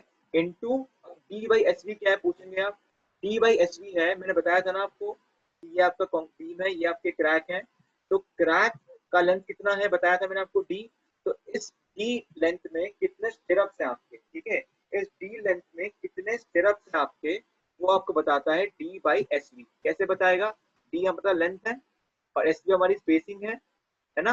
तो हमें बेसिकली क्या निकालना है, बेसिकली निकालना है कि जो डी लेंथ है हमारा क्रैक का, उसमें कितने स्टिरअप्स हैं, वो हमारा डी बाई एस वी से आ गया। डी बाई एस वी क्या बताता है हमें, नंबर ऑफ स्टिरअप्स, ठीक है, डी बाई एस वी बताता है नंबर ऑफ स्टिरअप्स, ठीक है। ASV area of shear reinforcement और 0.87 स्ट्रेस, तो स्ट्रेस इनटू एरिया, ये हो गया शियर फोर्स, तो एक स्टिरअप आपको रेसिस्ट कर सकता है, ठीक है। और आपके डी डिस्टेंस जहां तक क्रैक है वहां तक कितने शियर स्टिरअप्स हैं, वो आपका डी बाई एस वी बता देगा, ठीक है। तो number of stirrups into area of one stirrup into stress, ये क्या बता देगा, टोटल पूरा बता देगा आपको कि कितना, ये आपको जो पूरा है ये बताता है आपको शियर फोर्स जो आपका शियर रिइंफोर्समेंट झेल सकता है, ठीक है। तो ये ऑब्वियसली BUS के बराबर होना चाहिए, और BUS क्या था हमारा, ये था BUS, है ना, और रिमेनिंग शियर फोर्स जो हमें कंक्रीट के सिर्फ रेसिस्ट कराना है, ठीक है। Tau C B D concrete resist कर लिया, Bu हमारा एक्सटर्नल शियर है, तो Bu minus tau C B D हो जाएगा Bus। वो Bus हमें कंक्रीट में जो शियर स्ट्रप दे रहे हैं उससे रेसिस्ट करवाना है, तो इसलिए तो ये मैंने ग्रीन बॉक्स में किया है, ये shear force by shear reinforcement. Obviously ये इसके इक्वल होना चाहिए, है ना।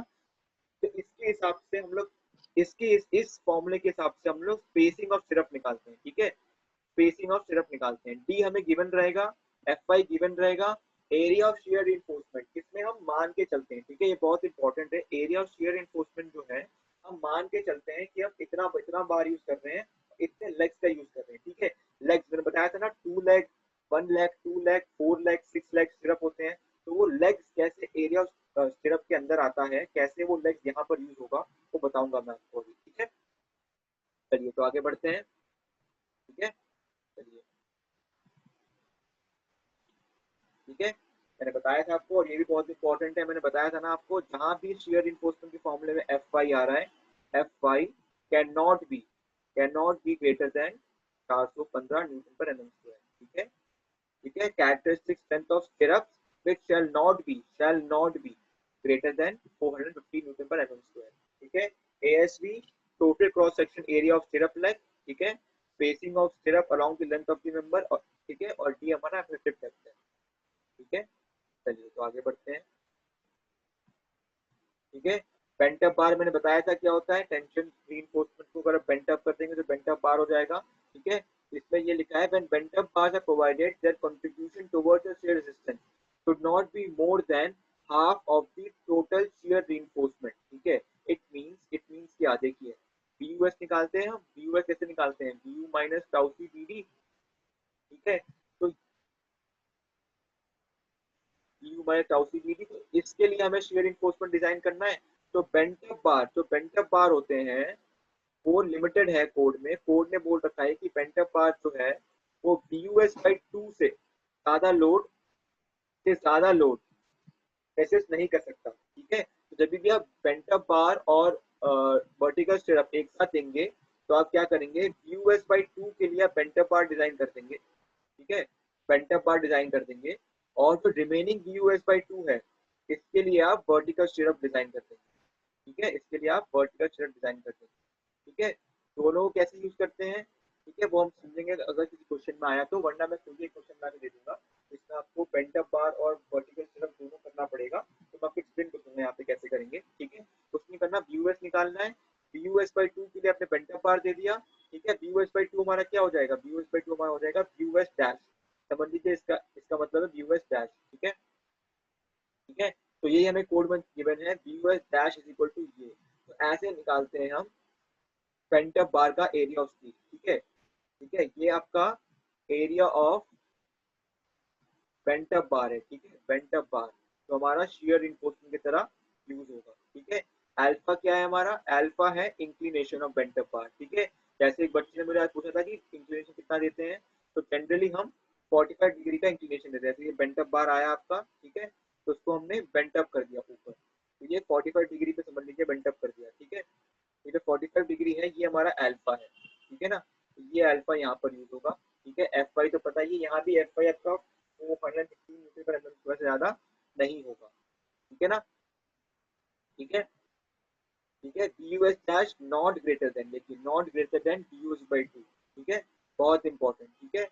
BUS dash not greater than BUS by 2, ठीक है, बहुत इंपॉर्टेंट, ठीक है।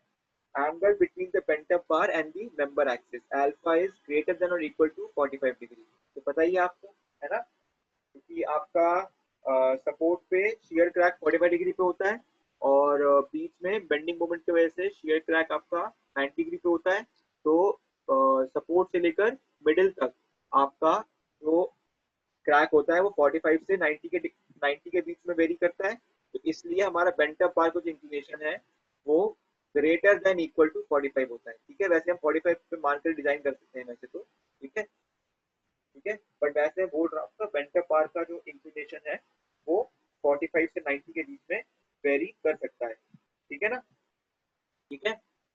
चलिए, all the above formulas are given in clause 40.4 in page 72 73 of IS 456, ठीक है, ये नोट कर लीजिएगा, ठीक है ना। आपका page number 72, 73 and page number 48। ठीक है, ये तीनों पेज बहुत इंपॉर्टेंट है आपके शियर डिजाइन के लिए। ठीक है ना, चलिए आगे बढ़ते हैं फिर। ठीक है, combined system, in this system first the contribution of bent up bar is computed, then the vertical setup are designed for the remaining shear force। ठीक है, मैंने बताया ही था आपको। ठीक है, पहले हम बेंट अप बार कितना shear रेसिस्ट कर सकता है वो हम देखते हैं। ठीक है, which is not greater than BUS/2। ठीक है ना, और फिर जो BUS है उससे हम ये वाला चीज माइनस करके इस चीज के लिए हम वर्टिकल shear reinforcement दे देते हैं। ठीक है, वर्टिकल स्टिरअप दे देते हैं इसके लिए। ठीक है, ठीक है ना, चलिए। तो कंबाइंड सिस्टम में क्या होता है, बेंट अप बार भी होता है और स्टिरअप्स भी होते हैं। ठीक है ना, चलिए।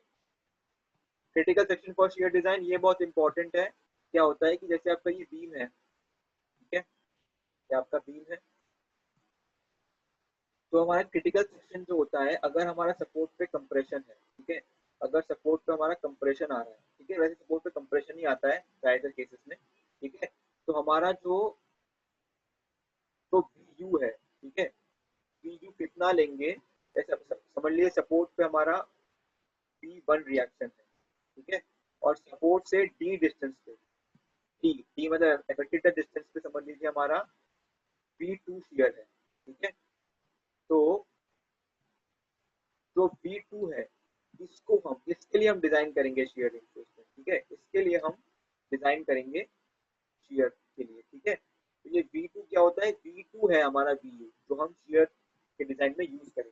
ठीक है, तो क्रिटिकल सेक्शन फॉर शियर हमारा D distance from the support, ठीक है, D distance from the support से होता है। ठीक है, D distance from the support से जो हमारे यहाँ पर जो शियर आता है वो होता है हमारा VU। ठीक है, ये आपका पेज नंबर 36 ऑफ कोड में गिवन है कि जब कंप्रेशन होता है सपोर्ट पे तो कहाँ पर होता है क्रिटिकल सेक्शन।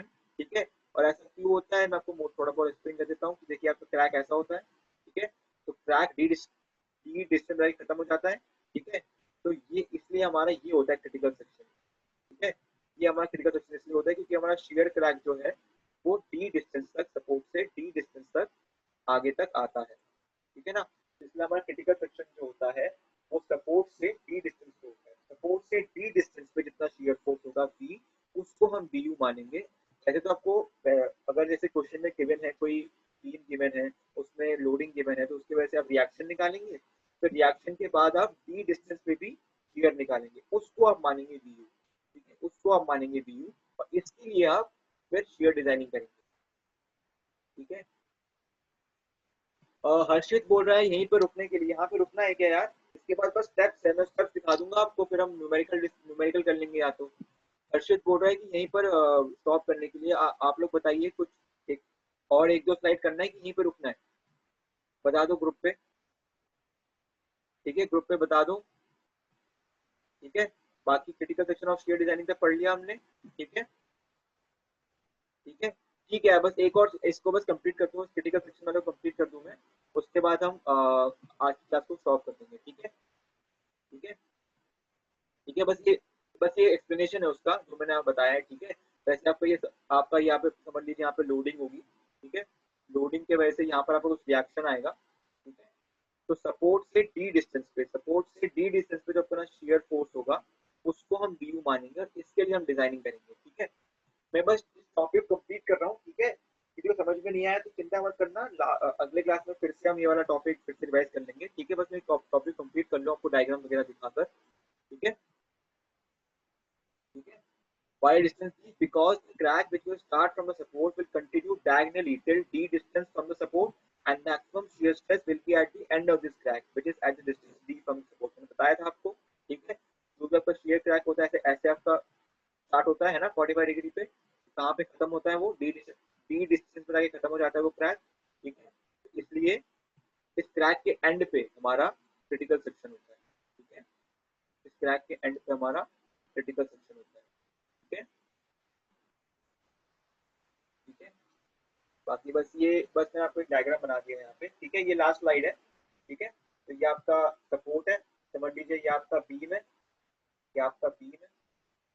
ठीक है, आप बिल्डिंगों में जाएंगे ना तो ऐसे ही बनता है एक्चुअली बीम कॉलम। ठीक है, ये आपका कॉलम है। ठीक है, तो कॉलम आपका बीम पे सपोर्ट की तरह काम कर रहा है। ठीक है,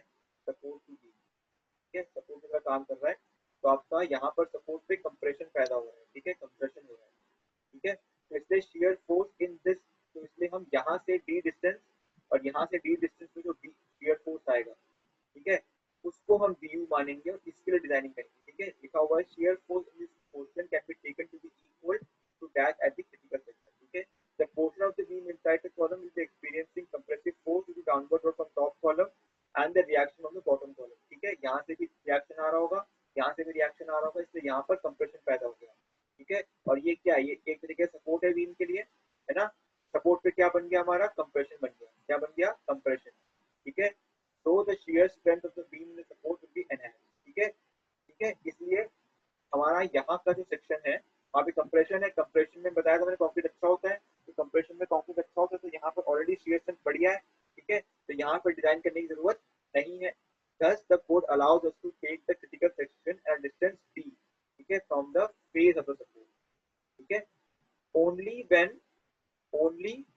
support when compression at support, ठीक है. ये तभी हम लेते हैं d डिस्टेंस पे b जब compression at support होता है, ठीक है. बहुत इंपॉर्टेंट है, ठीक है ना.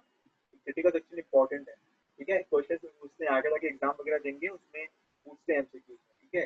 क्रिटिकल सेक्शन आपको कहाँ पर होता है अगर सपोर्ट पे कंप्रेशन हो रहा है, ठीक है. ठीक है ना.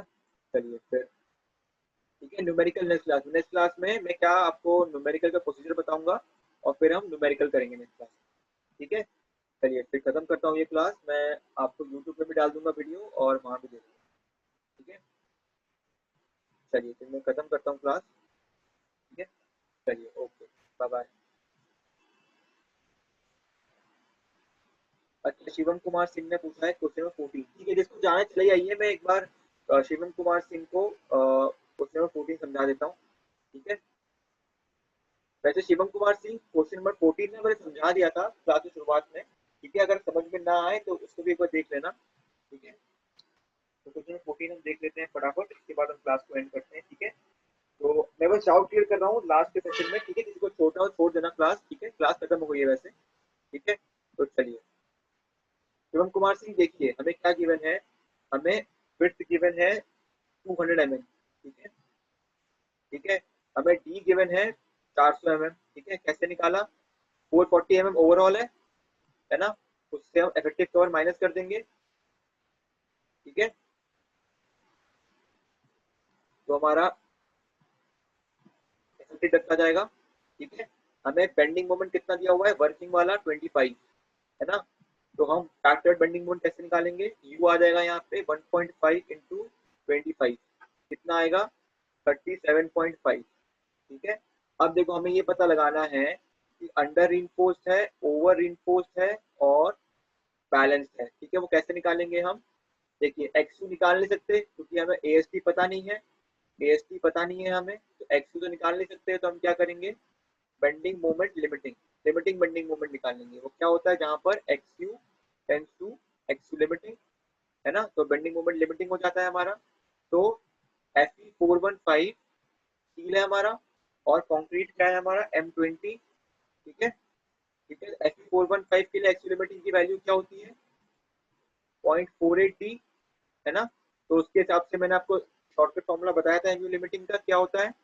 0.138 FCK इंटू BD स्क्वायर, ठीक है. FCK पता है, M20 है, B पता है, D पता है. तो इससे हमारा एमयू लिमिटिंग जो आएगा, जो सिंगली रिइंफोर्स्ड बीम डक्टाइल वे में कर सकता है रेसिस्ट, वो क्या आएगा? 88.32 किलो न्यूटन मीटर, ठीक है. यहाँ से समझ में आया ना आपको? ठीक है. बाकी कोई डाउट पूछता है क्या मुझे? फैक्टर, अरे बेंडिंग लोड से ही तो बेंडिंग मोमेंट आएगा, है ना. तो अगर लोड को फैक्टर कर दो या बेंडिंग मोमेंट को फैक्टर कर दो, सेम बात है ना. डबल डबल फैक्टर मत करना. लोड को फैक्टर कर दिया तो बेंडिंग मोमेंट फैक्टर आएगा. अगर बेंडिंग मोमेंट को फैक्टर, या तो बेंडिंग मोमेंट को फैक्टर कीजिए या तो लोड को फैक्टर कर दीजिए, एक ही बात है ना. क्योंकि बेंडिंग मोमेंट किससे आता है? जैसे मतलब W/8 से आता है बेंडिंग मोमेंट, ठीक है. तो W क्या है? लोड है. और W/8 क्या है? Bending moment. तो या तो W को आप पहले ही फैक्टर कर दीजिए, ठीक है, या फिर बेंडिंग मोमेंट निकालिए फिर फैक्टर कर दीजिए, ठीक है. फैक्टर एक ही बार करना है, ठीक है. लोड को एक ही बार फैक्टर करना है, ठीक है. चाहे लोड को फैक्टर कर दीजिए या फिर लोड से जो बेंडिंग मोमेंट आ रहा है उसको फैक्टर कर दीजिए, ठीक है. एनुअल लिमिटिंग आ गया हमारा, ठीक है.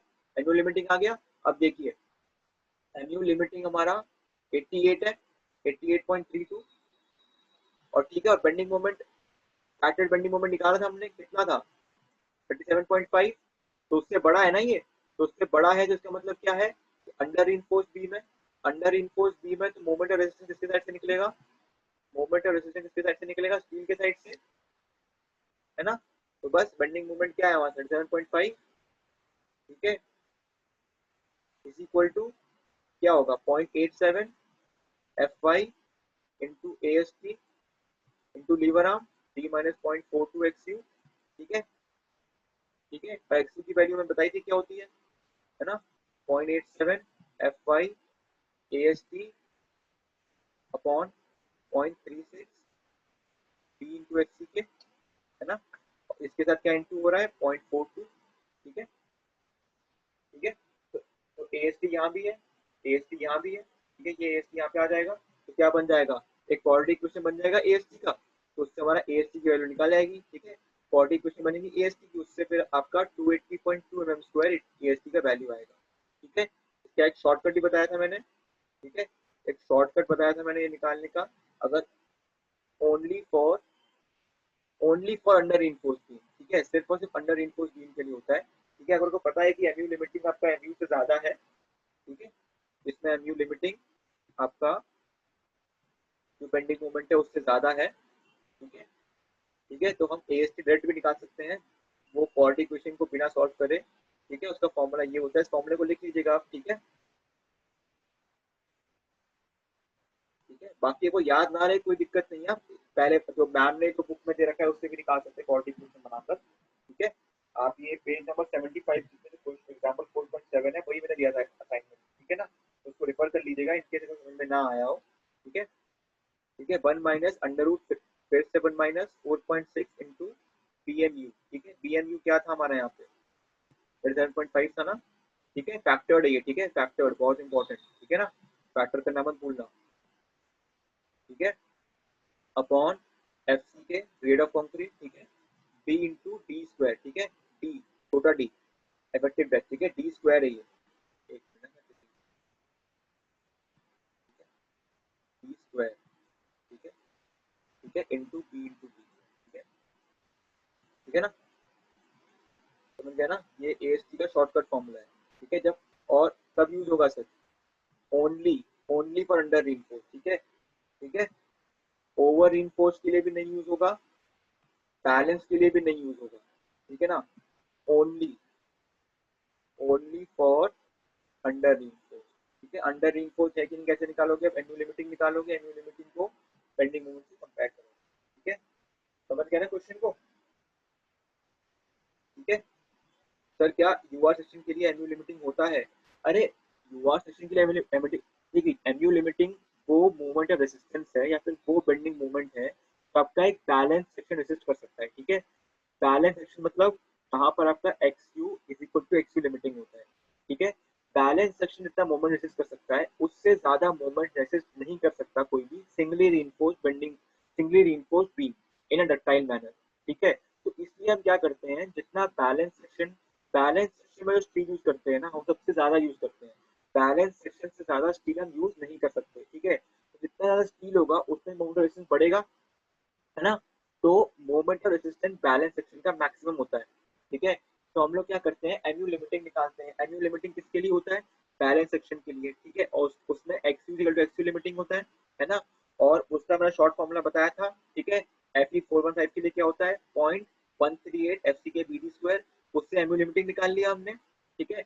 एमयू लिमिटिंग निकालने के बाद एमयू लिमिटिंग निकाल लिया हमने, उसके बाद जो बेंडिंग मोमेंट क्वेश्चन में गिवन है उससे हम कंपेयर कर लेंगे उसको, ठीक है, उससे हम कंपेयर कर लेंगे। अगर उससे ज्यादा है एमयू लिमिटिंग, इसका मतलब क्या है, हमें एरिया ऑफ स्टील बेंड, एक बैलेंस सेक्शन में जितना एरिया ऑफ स्टील होता है उससे कम यूज करना है। तो अगर बैलेंस सेक्शन में जितना एरिया ऑफ स्टील है अगर उससे कम है एरिया ऑफ स्टील, ठीक है, ठीक है, if area of steel is less then AST limiting, ठीक है।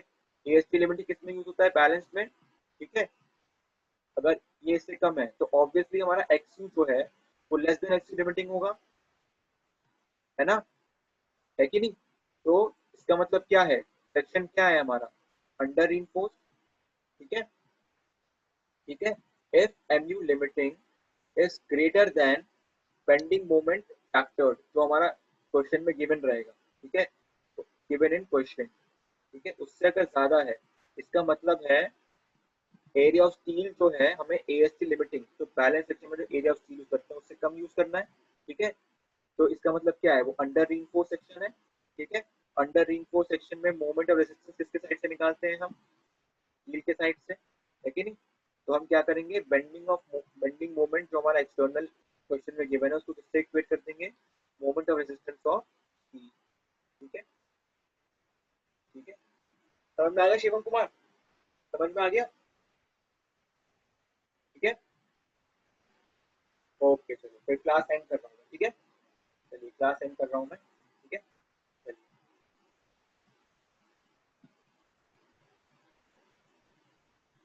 हाँ प्रिंस राज बोलो, बोलो बोलो।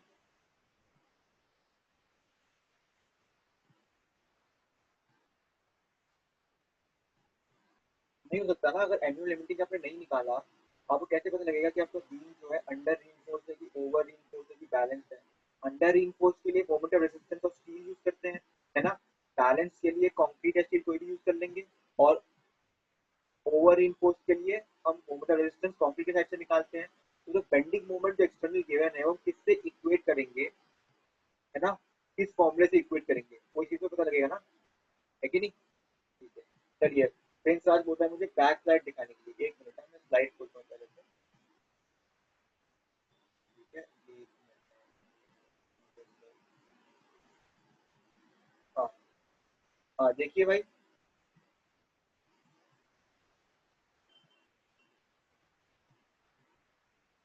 हाँ देखो यार प्रिंस बताओ, कोई डाउट है क्या? देख लो, स्क्रीनशॉट ले लो या लिख लो, जो भी तुम्हें करना है। कोई डाउट है क्या इस स्लाइड के हिसाब से, इस स्लाइड से कोई डाउट है क्या आपको? देखिए इसमें कुछ नहीं, critical section for share design है, ठीक है, आपको समझ में नहीं आया तो अगली क्लास में हम करेंगे इसको डिस्कस, ठीक है। ठीक है, इसमें कुछ नहीं है कि आपका अगर समझ लीजिए आपको कोई लोडिंग गिवन है और लोडिंग से आपने रिएक्शन निकाल लिया, ठीक है, तो जो रिएक्शन है उसके लिए डिजाइन नहीं करेंगे आप, ठीक है। अगर आपके सपोर्ट पे कंप्रेशन है, अगर सपोर्ट पे कंप्रेशन है तो हम क्या करेंगे, सपोर्ट से डी डिस्टेंस पे जो शियर होगा तो डी की वैल्यू आएगी, उसको हम बी यू मानेंगे, ठीक है। और इसके लिए इससे हम टाउ बी, फिर B U minus tau C B D, ये ना इस वाले शेयर के फॉर्म, इस वाले शेयर की वैल्यू से करेंगे, ठीक है। और इस शेयर की वैल्यू कहाँ पर होगा, D distance from support, D distance from the support, ठीक है। ये कब होगा, सिर्फ और सिर्फ तब होगा जब सपोर्ट पे कंप्रेशन है, ठीक है, तो सपोर्ट पे कंप्रेशन है, ठीक है, समझ गए ना? ठीक है, चलिए फिर हम क्लास को खत्म करते हैं, ठीक है, चलिए, ओके, बाय बाय।